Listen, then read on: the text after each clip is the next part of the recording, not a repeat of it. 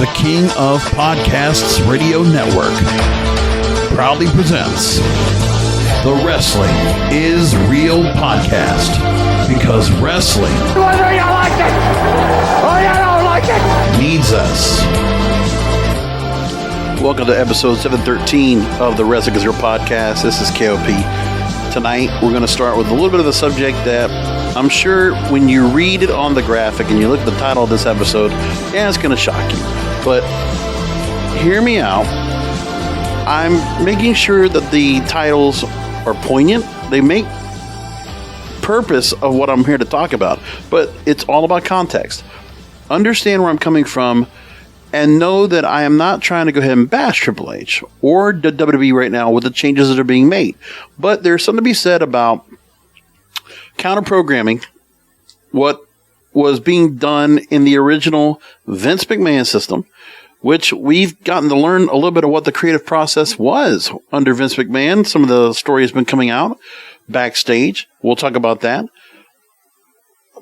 And then we'll also talk about what's going on with Vince McMahon, because now, if the naysayers or those that were kind of deniers like myself didn't realize how bad things were going to get for Vince McMahon, well, it's the company now admitting that there were $19 million in payments put out. And we'll describe all of that and what was going on. And a lot of, what's the word I'm looking for? Nefarious activities? That's a good word, right? That's what's going on there. But I brought up 5 things on the program that Triple H is doing to follow Tony Khan's Wednesday Night Wars playbook. Now, this is a different idea because of the fact that in NXT, I mean, it wasn't that Triple H wasn't doing what he could with the roster he had, but here's the thing. I'm going to still make this point across. When you look at the roster that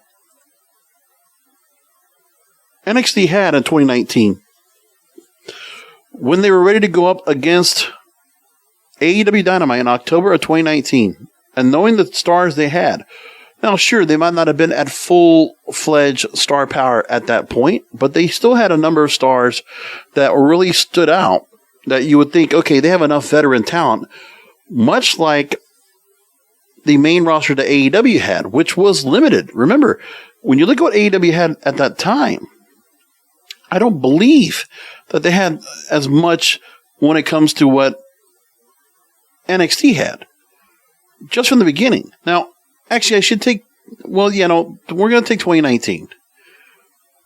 Because I think that's the best way to go right now, and go with that first.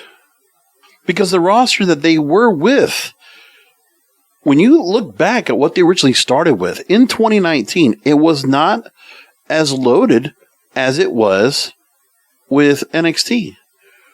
And I'm always going to point out the fact that Triple H, you need to judge what he did based on what was available at the time, in terms of where he had a pretty good influx of talent that he could bring on board. They were signing a lot of people. And remember, they were signing a lot of people, and then there was a point they were going to let some people go that would eventually go to AEW. But in the initial start of this whole setup, we just have to look back at what he was doing here and then say to ourselves, okay, maybe there's some things that he did to help foster something more for him when it comes down to where things were going to go in that fall of 2019 to try to keep ahead of what was going on in the competition, and then where AEW was trying to stay up. I'm never going to say that Triple H, if they're given the opportunity, that he wasn't given a bad, he was always given a bad spot. I always said to myself that by putting NXT out there live, not just for 1 hour, but make it 2 hours live on USA, and going up head to head, it's the Eric Bischoff decision.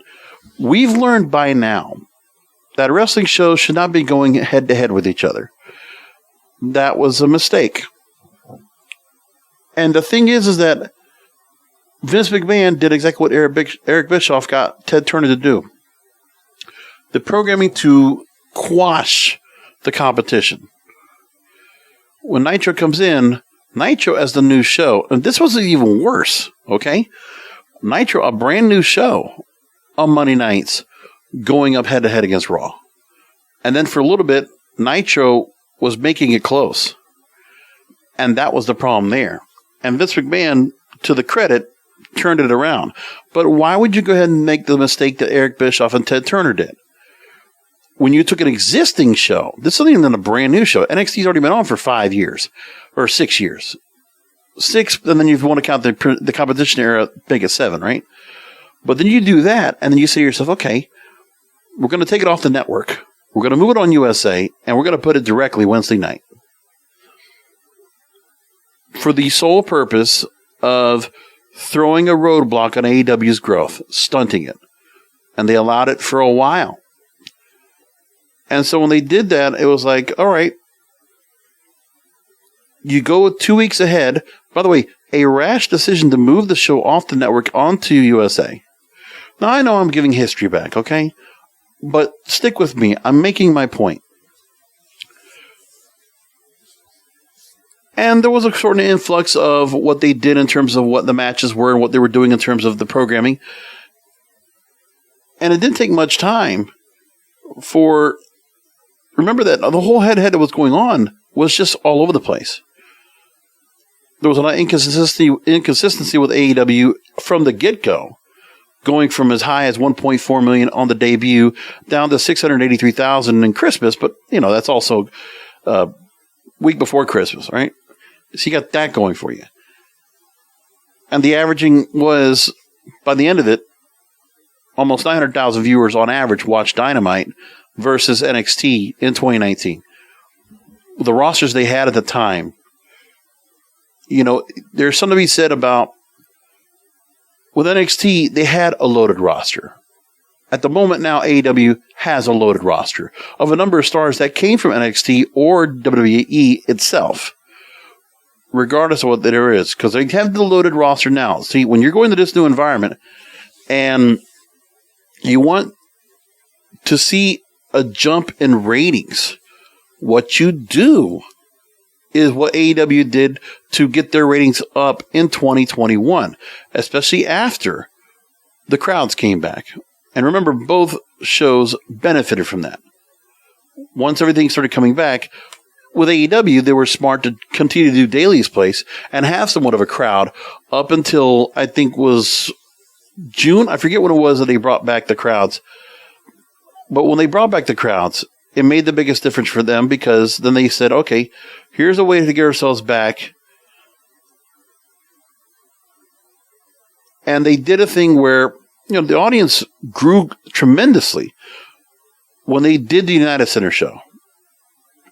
And then you go on with CM Punk's debut, and then you go debut after debut after debut of free agent stars, because you waited until after the pandemic. And then the same thing happened on the Raw and SmackDown rosters, which fostered some good numbers for both sides for a good while. And like I said, at that time in 2021, Raw and SmackDown were going to play the greatest hits. Now they have, you know, a number of stars that were going to come back after Thunderdome. That's what they did. And they did a pretty good job of milking what they could do. The crowd was really, really into it. The shows felt really exciting again after pandemic, when the crowds were finally able to come back. Now, moving along, you look at the changes to Dynamite and AEW. It was right around that, what was it? It was around Labor Day weekend when you took the jump from 1.047 to 1.3 million. And I believe that was the CM Punk debut. And then later after that, you go into Grand Slam and Bryan Danielson's debut.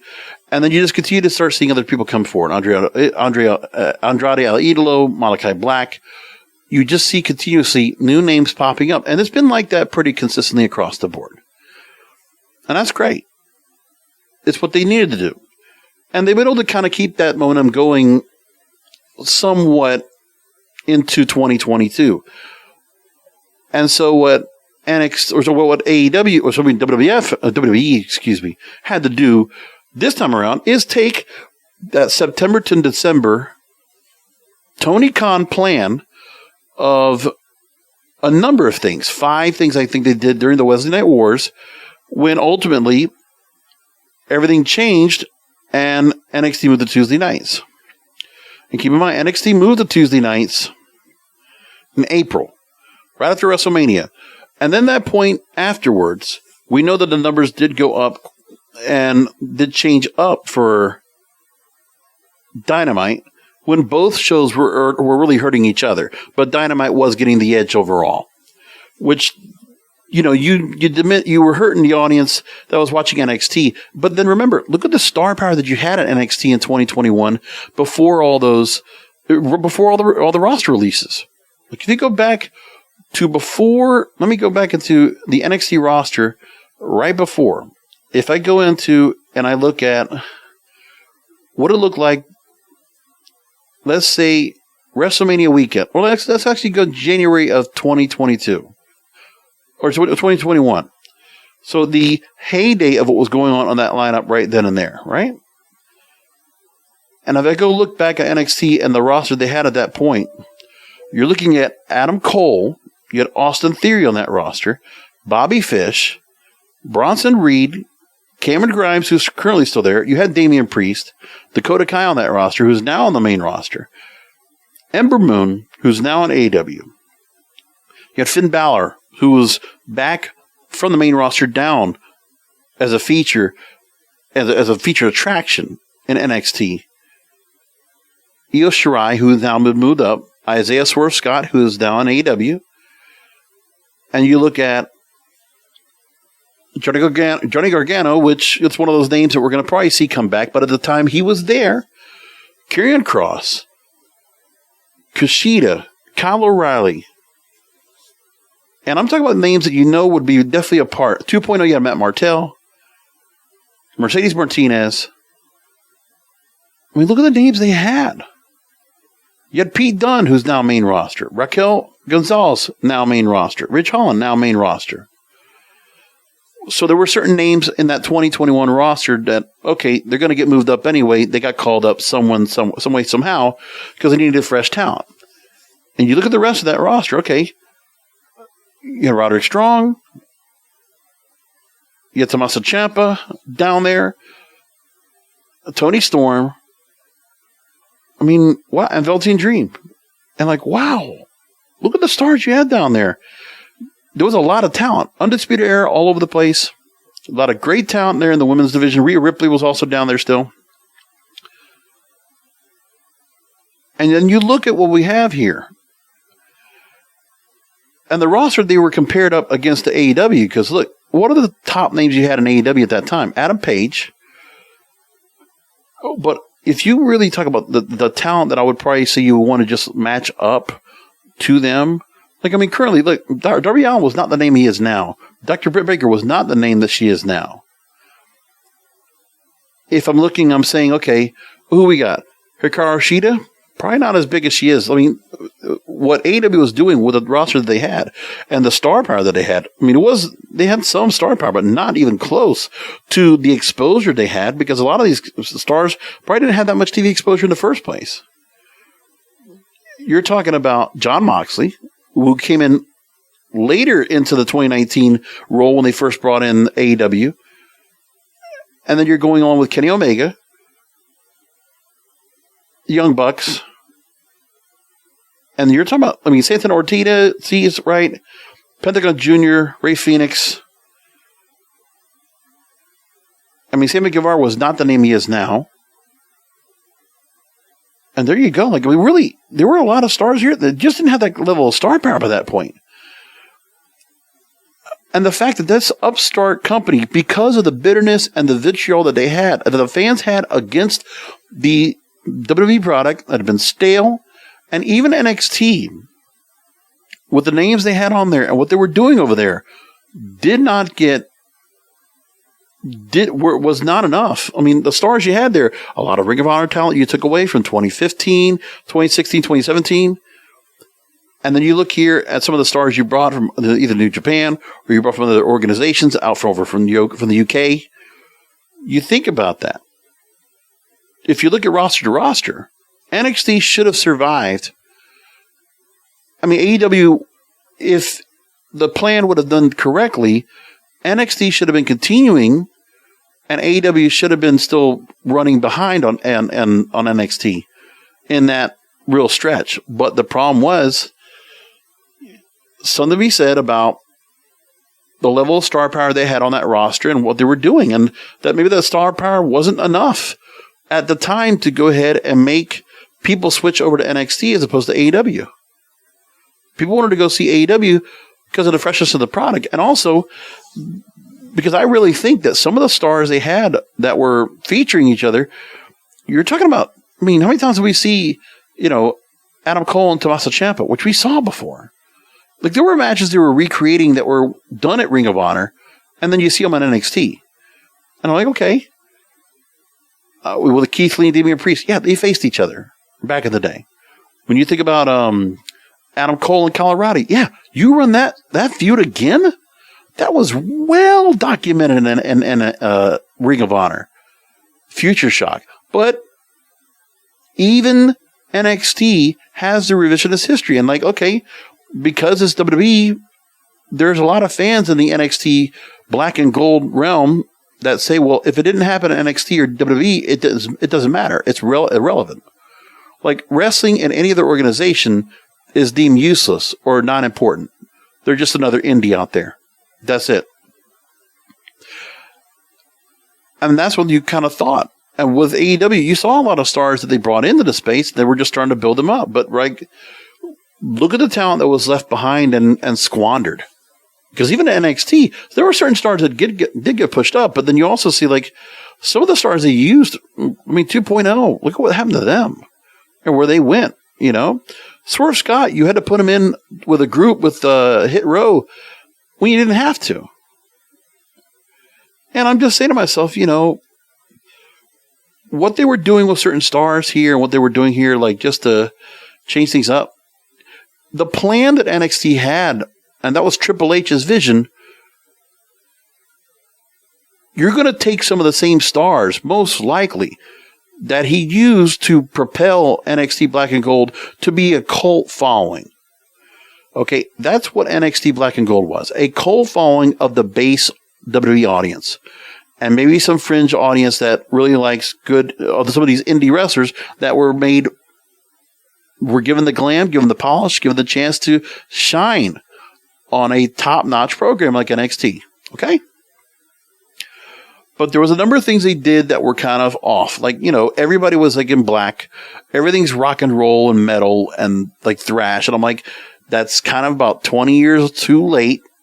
Like, you could do it for a couple of stars, but not for every star.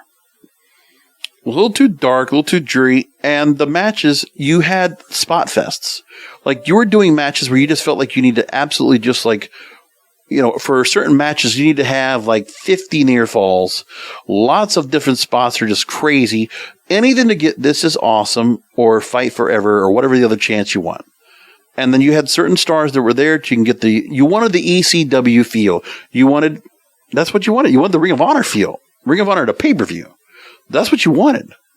You wanted the Hammerstein Ballroom feel, which is what they were trying to do with Full Sail in a way. And even Impact kind of had that a little bit too in the Impact Zone at Universal Studios. Soundstage 19. When you look at what they're doing all that there, all right, that's fine, well and good, but, and it doesn't matter if NXT went out on the road, if they went to takeovers, but that regular TV show, when they were amplified to go and do that, and the plan that Triple H had in place, you would have thought it's a pretty good plan. Like, they put on a good show. I think it got exhaustive. Like, the way the matches were kind of booked and some of the storylines they had there wasn't much development for certain stars, a little bit of one-dimensionality. Like, you'd say, oh, this person's tough, this person's that. Some of the same kind of promos that were just kind of given a little bit generic, but that's the Performance Center deal down there. And then you look over here and you're like, okay, so what's going on now? Like, why is it we didn't get... You look at what the formula was being done down there. The fact they're choreographing all their matches, like front to back. Okay, that's not Savage Steamboat here. We're talking about 5, 10, 15-minute matches. And they're going to have to choreograph them before they get to go on the main roster. And of course, with the Vince McMahon plan of, well, you don't know when your match is going to be, and you don't know if you're going to be on a match, and then how much time you're going to have to prep, because these stars need time to prep. Let alone not be able to go ahead and ad-lib a good promo every time, or something that would be good enough.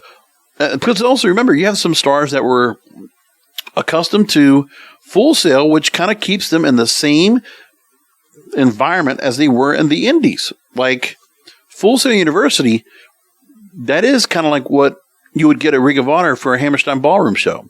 Or if they went to Milwaukee, or if they go to Lakeland Civic Center, or all the places they don't normally go to, or the War Memorial, all that for that matter. Like that level, that size of audience that would go to, or Impact Wrestling at the soundstage of Impact Zone, right? Those are the kind of places you go to, 2300 Arena. That's what Full Sail was supposed to be. And they set that up. And if it was just the way they had it before, where you had young talent you were trying to build up, if you would have kept it as that. But no, Triple H went with a super indie, and because he changed it up, and because the show was acting like a standalone show, like Triple H, he was trying to create a standalone product. He wanted to create the third brand. He didn't want to be developmental anymore. And because of that mistake of going from off developmental into super indie, then Vince McMahon said, well, you think your show's good enough to go and stand alone? Okay, I'll call USA. And he did.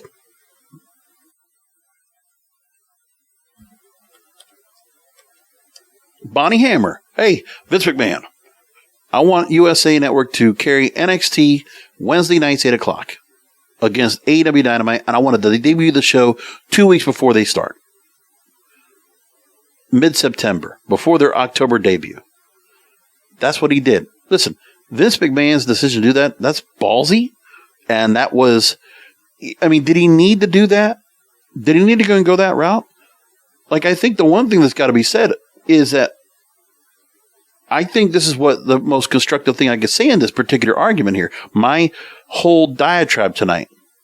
Triple H needs to have a chip on his shoulder right now to realize that what Vince did to him by taking his super indie, this beloved NXT Black and Gold that a lot of people still keep ramping about, they're still upset that we don't have that anymore.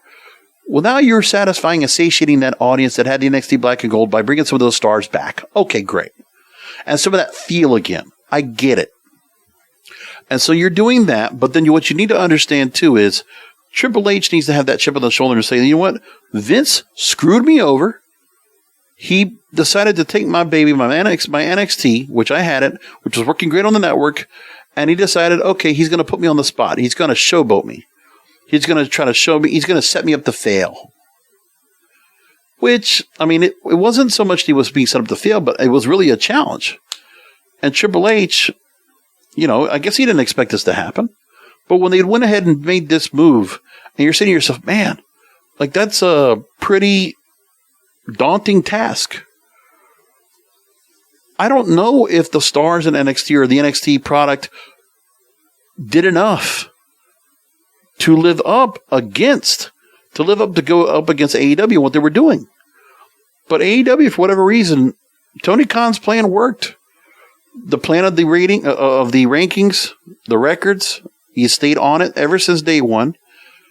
He had to work off the nucleus of stars that he had right off the bat, and he'd been building pillars and stars, so he was building new stars and a lot of time for storylines.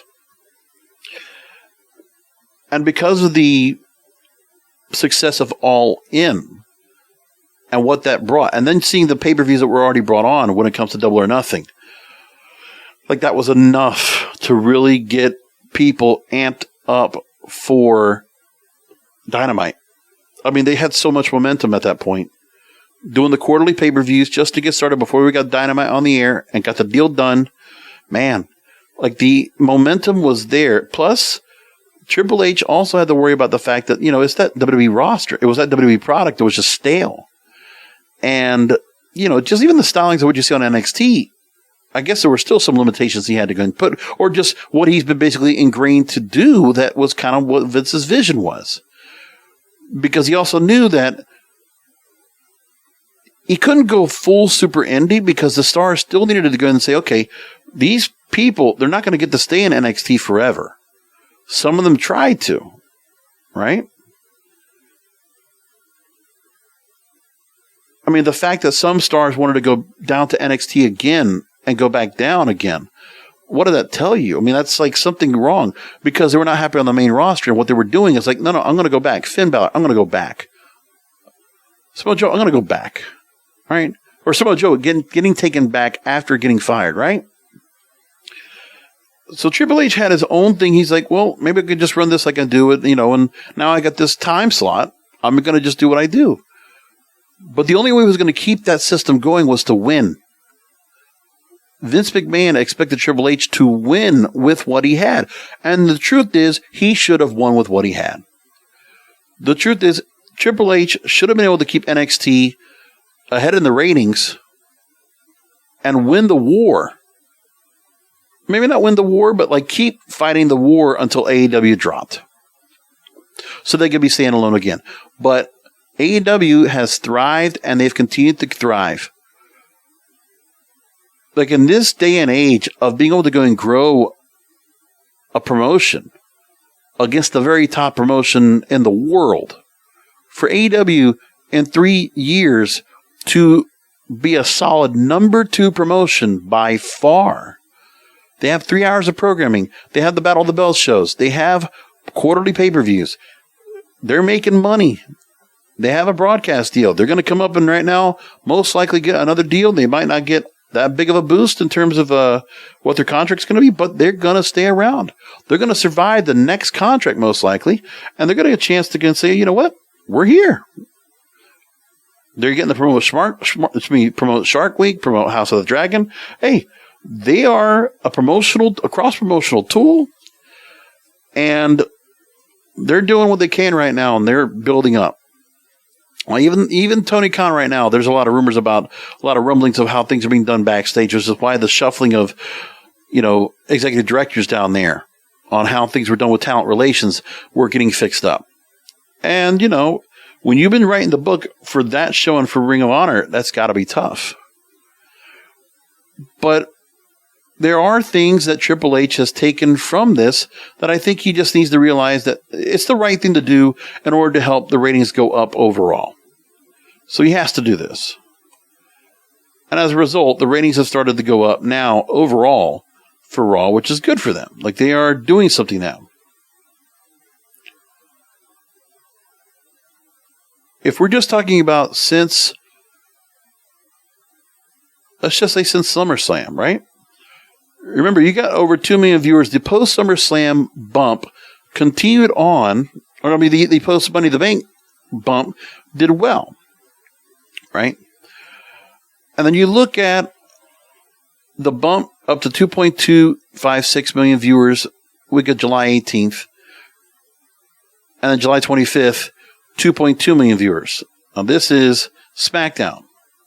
And on the Raw side, you're seeing the jump from 1.765 to 1.901, and then there was the week where after SummerSlam, 2.230.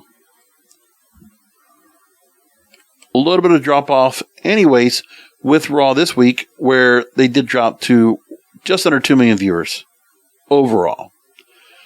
If you look at the numbers they had so far, we'll say this: 1.9 million viewers for 8 o'clock, 2 million viewers for 9 o'clock, 1.87 for 10 o'clock. It's still quite consistent. We're not getting that major drop-off like before. And you know what? The way the show is booked out and done, as we talked about last week, the mid-card is going to matter.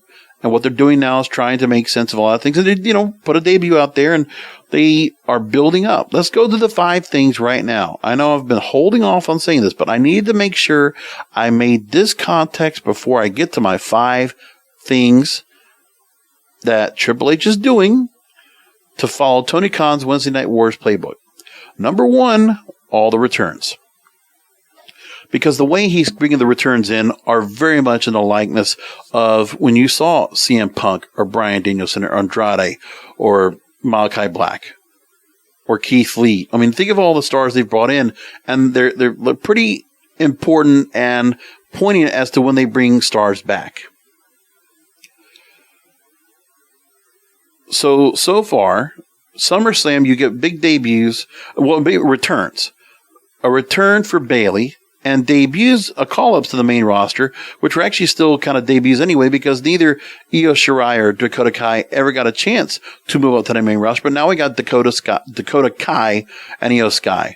Even Bayley, she might have messed up saying Dakota Sky. I almost flubbed as well.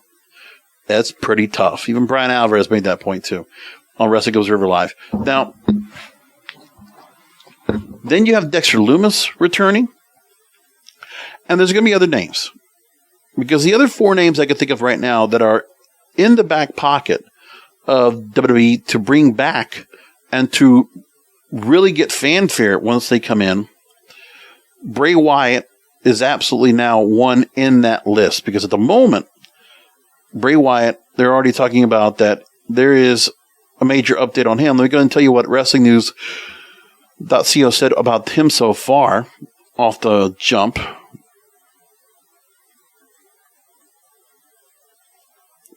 Fightful Select reporting that higher-ups believe the company is more likely to get Bray Wyatt back. And it's been a year of speculation on his future of pro wrestling. July 2021, he was released. He is by far the biggest name they can bring back now.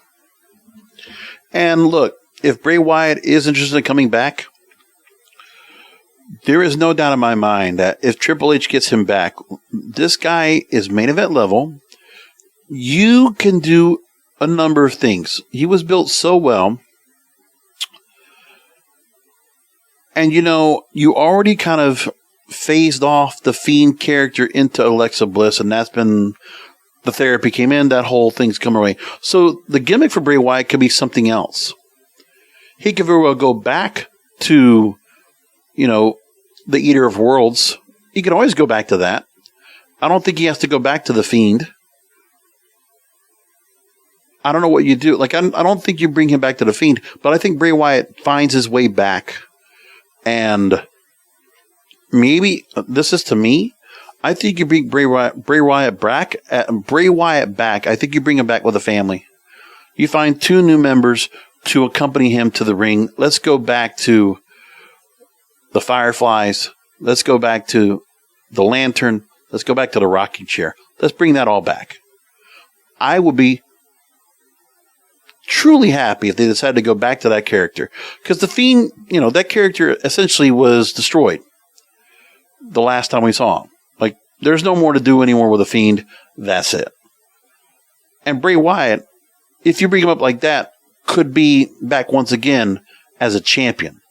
And by the way, I don't think it would be any issue if Bray Wyatt and Roman Reigns faced each other and the opponents down the line after Drew McIntyre. I mean, think about that main event level. Because this would ultimately take care of that main event. This would be one of the things that would take some of that main event problem off. Imagine if you knew that you'll get a return from Cody Rhodes. You'll get Bray Wyatt back. And Drew McIntyre all in the mix to going after Roman Reigns and splitting up the belts or getting both belts. And I would always say in the background, the fact that Kevin Owens now has kind of gone back to his original character. They've made him mean again, made him tough, destroyed Ezekiel. So that means Ezekiel will probably be written off of TV and the Elias will come back once he grows his beard. I can see all that happening. And then I can see Elias make his return back. And I honestly think Elias could be pushed pretty high up the card and be done right this time. I really do believe that. I think he's good. So think of down the line, you could hear these things. Cody, Wyatt, Drew McIntyre. That's a pretty healthy main event right there of the number of stars facing it. And then we're not even counting Riddle. And Riddle's now going to be up. He's going to get elevated once he gets past this feud with Seth Rollins. I truly think Riddle is destined to be up there for a title run. But then who's going to be the one that gets to be in that title role? Somebody's got to be the one. Ultimately, now I'm starting to see the elements come in. So Bray Wyatt comes back. Triple H is going to be able to say, okay, I got the names back.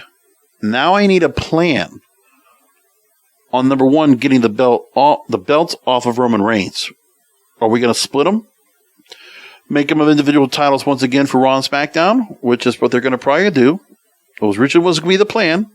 They're going to have to figure out the best way to do that and put a proper ending to the Roman Reigns dynasty, the bloodline. Because I really believe, even though we're not going to have the Shield again, the bloodline is overdone. Like, it's the bigger faction over the Shield now. Absolutely believe that. If you did bring Bray Wyatt back and brought the Wyatt family on, let's get another one where Roman Reigns is leading another faction, and the Wyatt family, you have Bray Wyatt going after the main belts, and his henchmen going after the tag team titles over the Usos. I mean, that looks great. On paper, that sounds fantastic. You basically go back to the Shield and the Wyatts again and just see what happens. But we don't know if we're going to get to that point. And it was really surprising that AEW didn't go pursue. I mean, they did pursue, but no signing. And then Impact Wrestling, which I thought, given the Inner Realm and all the things they do with Rosemary and Havoc and what they like to do with Decay, I thought, and even with Sami Callihan in some respects, I thought Bray Wyatt would fit really well over there. But you know what? I do believe that Sami Callihan and Bray Wyatt are somewhat similar in nature. Also similar in styles. So it probably would have been a collusion of characters right there. Probably wouldn't have worked so well. Mike Rotunda already said that his son's last April that Bo Dallas and Bray Wyatt are not done in the wrestling business. What if Bo Dallas comes back? Nobody's talking about that either. Imagine if the Rotunda family came in. Imagine Bloodline versus Generational. And if you brought Bo Dallas in, I mean, Bo and Bray, oh my goodness. Imagine that. Ooh. That's a hell of a thing right there, That'd be kind of interesting to see all that. Would you ever bring back Curtis Axel? We don't need beat him again, but what if you legitimized all three of those stars again? And you really built them up well. Triple H getting the chance to do that, I think people would be so into that. I mean, the momentum for WWE would go back to them as a result.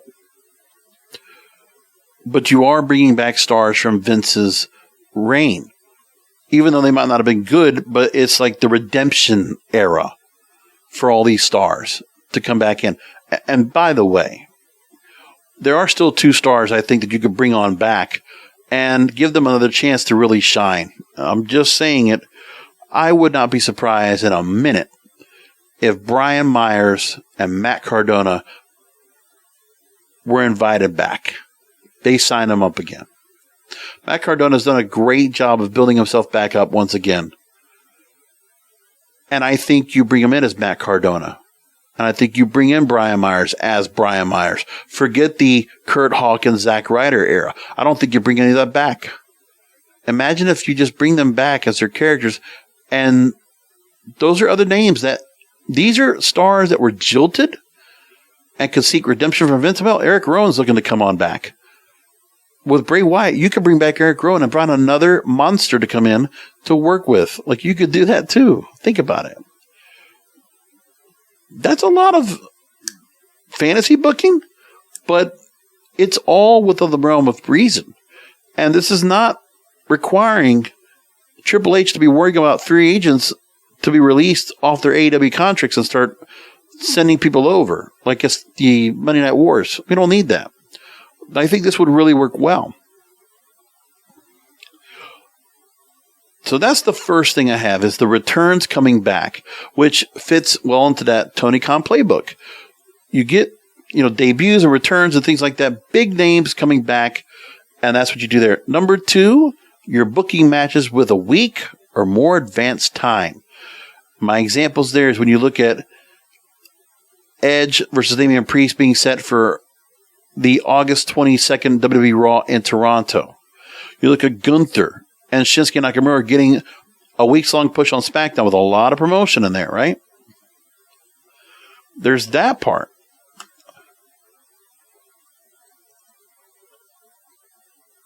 And I just see that, you're trying to build more matches when you're getting up to the main card, when you're getting ready to go and get things started up with your pay-per-views, like, for instance, Clash of the Castle. You're already getting matches set up, and, they got a lot of time before they get to that. They got 4 more weeks. And already, You got the Universal title set up and wrapped in with Drew McIntyre and Roman Reigns, which you've built up really well. Now you got Liv Morgan and Shayna Baszler, who you set that up with the Gauntlet match, which made a good thing for Raw last Monday night. Or it should be on Saturday night. It should be on Friday night, excuse me. And then you get here, and now Liv Morgan and Shayna Baszler, that's a fresh feud. And with the way Triple H is booking, Shayna Baszler could very well become champion because that's what he had before in NXT. She was such a major player in NXT during the AEW time in that Wednesday Night War. No, she was already called up by then. That's right. And then you already set up the 6-man tag with Bayley, Dakota Kai, Io Sky versus Alexa Bliss, Asuka, Bianca Belair. That's a pretty heavy match. And then we don't know if the World Tag Team titles, the Women's Tag Team titles, are going to be featured in the finals on that particular show. We don't know if that's going to happen yet either. But we'll find all that out pretty soon. Now,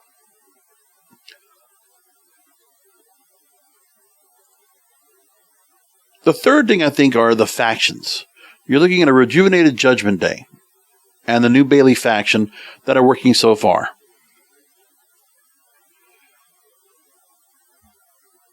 Now, by the way, number 4 on my list is are the tournaments. The fact you're going to have that, and you're doing things. The tournament is a great idea because of all the tournaments that Tony Khan's done, which really fit into play. When they went ahead and looked for, did the tournament for the TNT champion, when they did it for the TBS champion, when they did it for the All Atlantic Championship. I mean, all those tournaments are great. The Owen Hart Invitational, excellent. I think somewhere down the line, if it hasn't been considered yet, I think Triple H is going to pull King of the Ring out of the hat and bring it back in here. And you know what the other thought process is now is that Survivor Series might not even have Survivor Series matches, or they might have it, but I think he might add the War Games match into the Survivor Series or somewhere. Because I believe that's one of the featured things that you're not going to see on NXT anymore. Not likely in the Rainbow 2.0 era. So he's going to take that match and bring it over to the main roster. I could very well see him doing War Games over there. I mean, if AEW is doing Blood and Guts in the same vein, they might as well go and do that here. So I could see War Games coming back. It won't be at a separate pay-per-view because they're not doing that kind of thing yet, but I think a Survivor Series would be a good place to put the War Games. Something that would really stand out above everything else. It's an extra match you'd have in there, something else that's in his arsenal he could use. So I can see that happening. To run down my list before I get to the final thing that I think Triple H is doing to follow Tony Khan's Wednesday Night Wars playbook, I said, number 1, the returns. You get Killer Kross coming back, Dakota Kai. And these are not just returns. Remember, these are returns of stars that were like, you never thought they would come back. Like, they're returns, not just like from injury. These are stars that were like, they just got brought back. So it's like the redemption for all these stars to come in is great for all of them. And then you have the other stars that have been away that you're going to finally get them convinced to come on back because Triple H is in charge. But there's more to that. We're going to talk about that in a minute. Number 2, booking matches with a week or more advanced time. We talked about that. Number 3, factions with a rejuvenated Judgment Day and the new Bayley faction. And I think factions are going to continue to be something that he's going to probably try to build on. We know Maximum Male Models is going to continue, which is nice. Probably add a third person in there somewhere. I think they need a female in that faction. And not just Maxine Dupree. They probably need to have a female in that faction. We'll figure out what they're going to do there. Number 5 are the worker matches. I mean, they're doing things right now where if you're looking every week, there are matches that are being done now that really just stand out. On Raw, getting matches like Finn Balor versus Rey Mysterio. And, pulling out, 17, 18 minutes to go do the match, which we get enough when we finally get to the point where we get the Edge and Judgment Day storyline going on there towards the end, but not before we had a really great match with them. And then you look at Dolph Ziggler and Chad Gable. doing basically conventional wrestling, Greco-Roman, collegiate style wrestling. Like that, it's just showing the work rate. Like you're getting these guys to show off. You're getting these guys to go and just do something that's just, you would have never seen. And this is also kind of like Triple H just kind of pushing and just saying, you know what, we're doing some things that you would not have seen before. And it's good. And it works right. And people are talking about it. There's a way too early poll that Cage Side Seats reported on about how Triple H is doing with running WWE Creative. Well, we know that my podcast wrestling brethren and wrestling Twitter in general are all happy about this. So they write that, you know,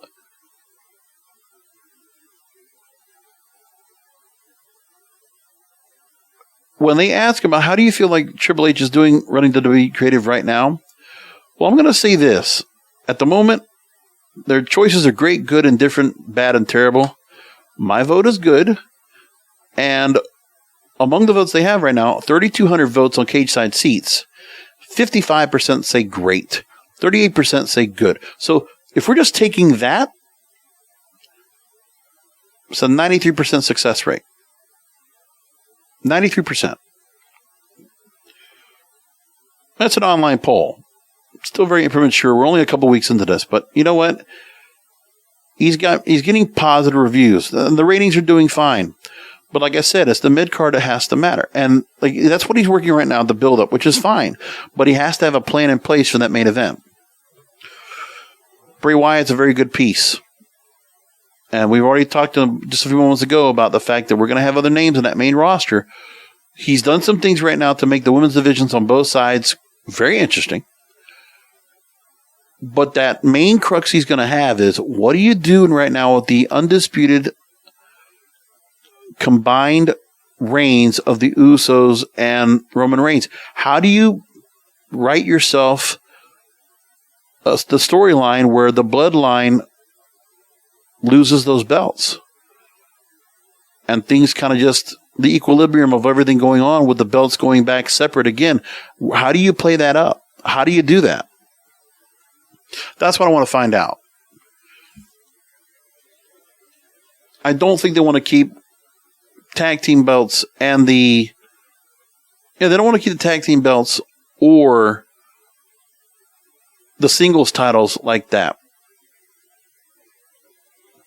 Of course, they're doing the right thing right now with amplifying the U.S. title, which they did a great match with Lashley and Ciampa. Gunther and Nakamura, if we're getting these stars doing like they would do if they were in another organization and they're given the opportunity to really do what they're able to do best, man, Gunther and Nakamura should be a knockout. It should be a great match. So 93% right there. New York Post put out a really good positive thing talking about that. Joseph Staszewski talking about how Triple H is righting Vince McMahon's creative wrongs. He says so far that there have been subtle improvements, the commitment to longer matches, reconnecting with wrestling history, stories that play out over an entire show, a few cliffhangers, and putting your best in-ring wrestlers on TV. See Mustafa Ali and Ricochet. Yeah, he's right. That was also a great match.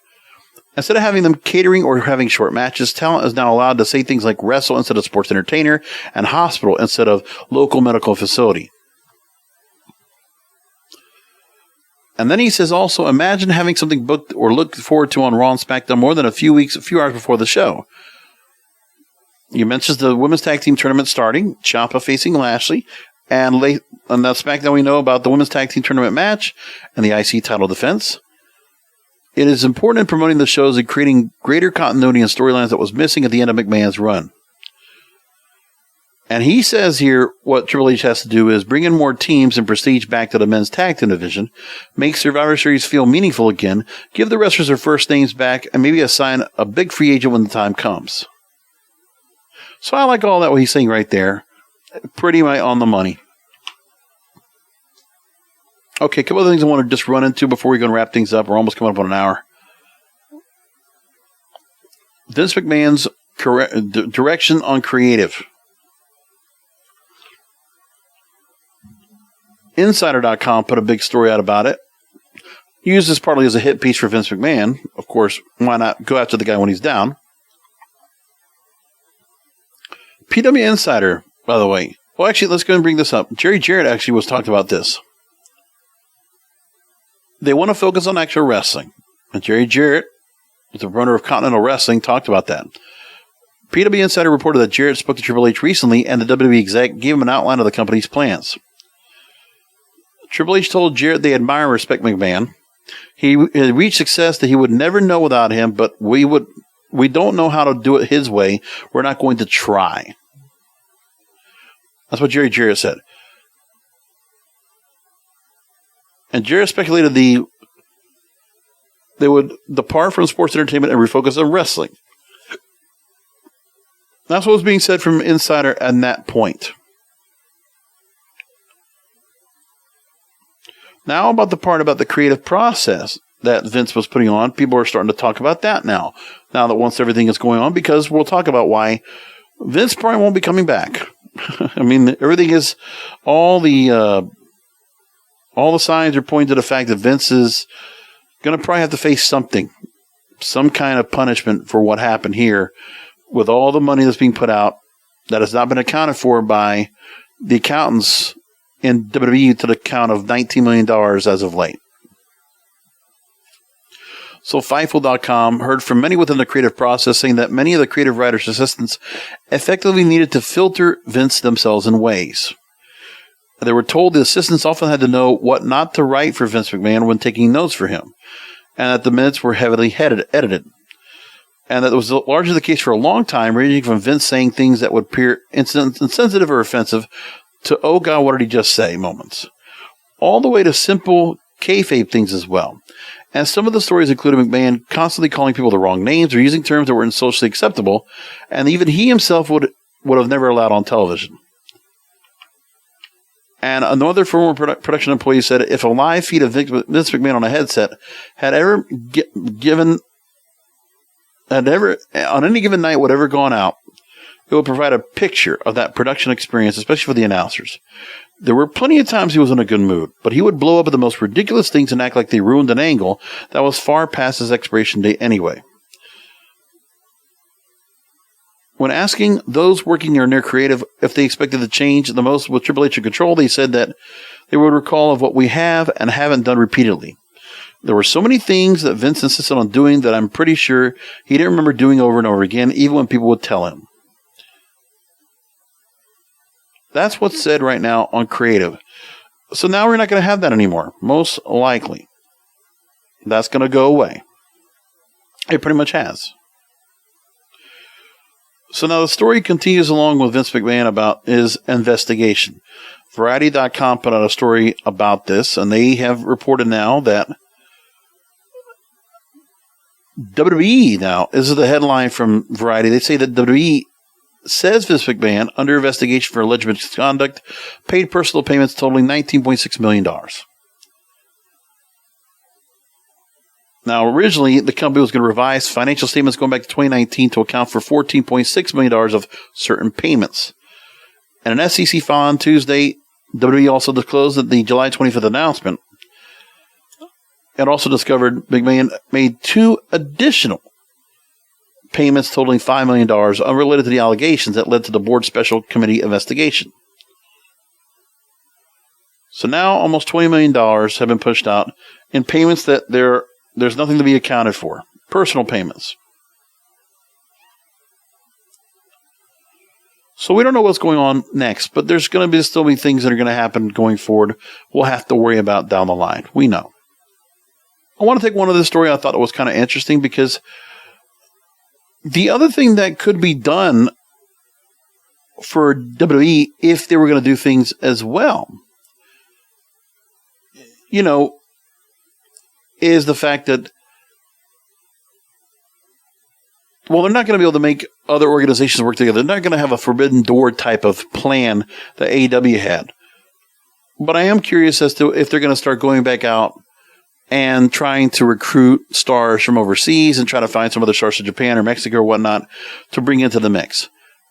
I mean, I don't know if there's going to be who's out there they're going to try to go after, but they could probably definitely consider going back to that again.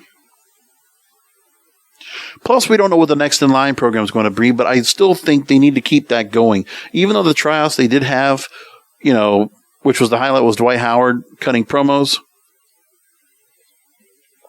They had a lot of tryouts that really went bad. So, I mean, next in line, you continue to try to filter through who you have to the Performance Center and see who sticks. Because remember, that program, you're putting in money towards these stars to see if something will pan out of them. So you're just giving them a performance contract, a developmental contract, just like anybody else. I still think you want to keep doing some of that because I still think some of the stars they have, they'll work their way in and maybe something will happen with them. I still like to think that there's going to be some fruit that will be that will bear from the next in line program. And I think that's something that Nick Khan will not just drop. I don't think that'll happen. What I also want to figure out is what Nick Khan's going to do to continue things up. If he's going to be a little bit intrusive into what happens with the creative process because of the stars he's going to want to bring on board. I mean, you're bringing Logan Paul, which I don't think Triple H would have necessarily done himself, but you know what?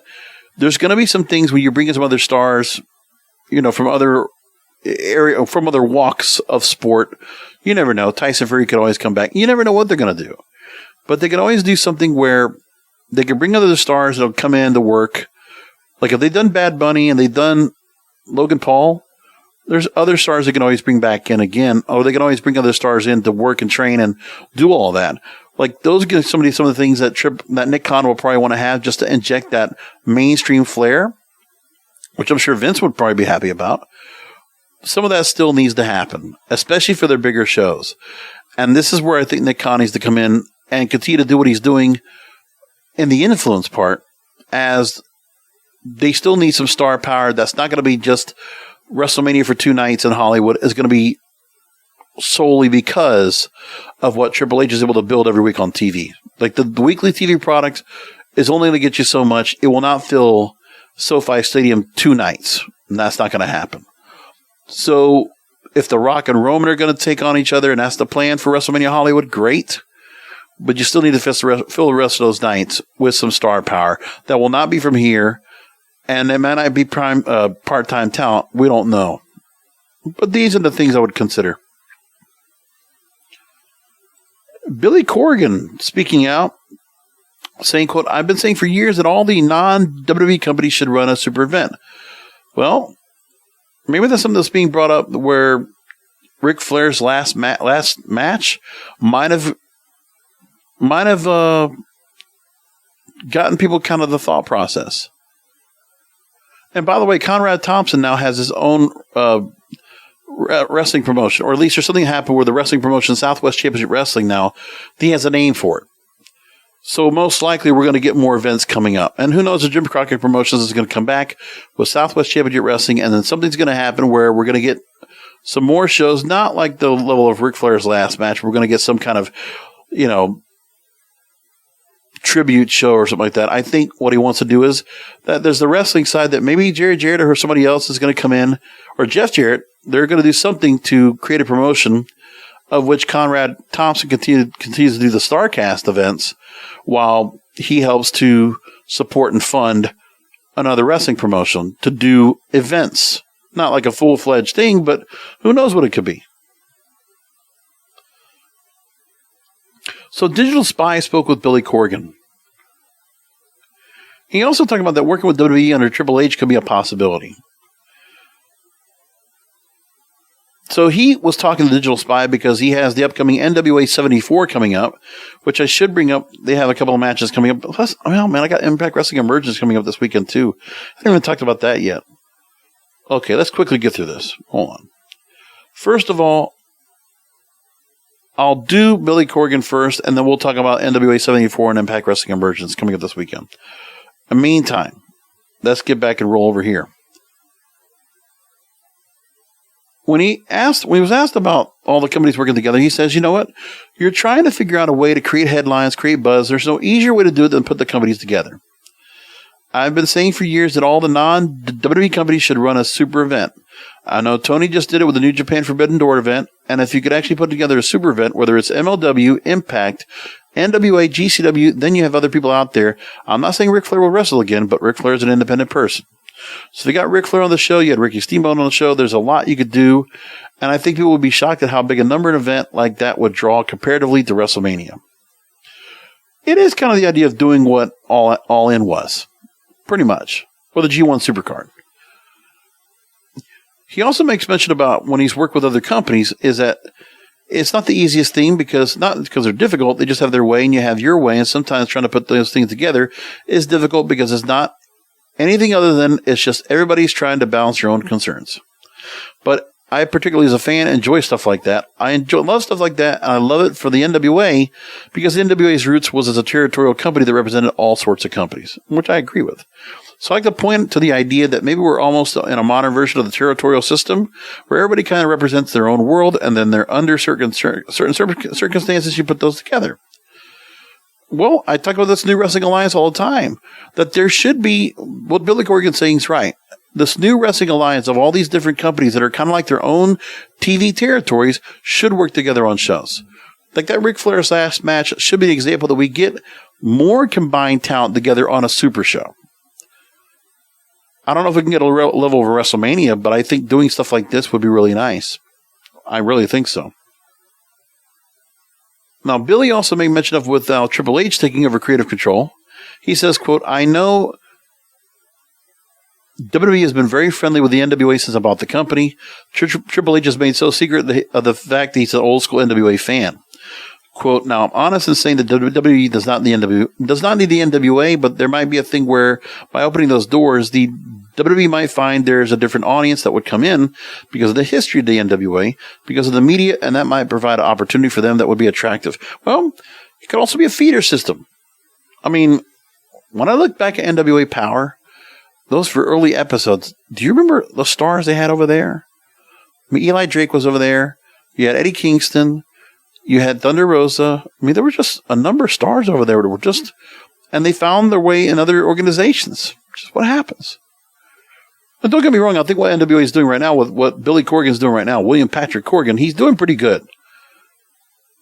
So I'm just waiting for all that to happen. Now let's go ahead and move along. You know, I would make a point about Dwayne Johnson. He's going to produce a territory wrestling doc, which is really nice. I like to see where that's coming up. But either which way, let's go and talk about the shows coming up right now.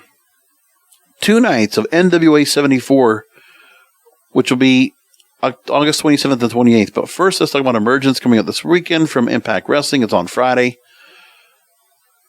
Running same time as SmackDown, but of course, that's what they're going to do. Cicero Stadium in Chicago, Illinois. Impact Knockouts Tag Team titles, Rosemary and Taya Valkyrie versus VXT, which is Deonna Purrazzo and Chelsea Green.